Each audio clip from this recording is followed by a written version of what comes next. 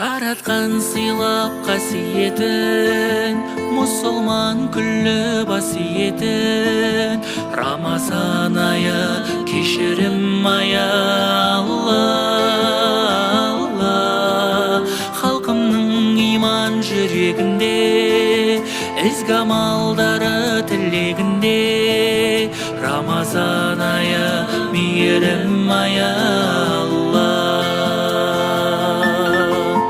Ғибадатынан айтылатын, сауаптар сансыз жазылатын, шашатын елге шапағатын.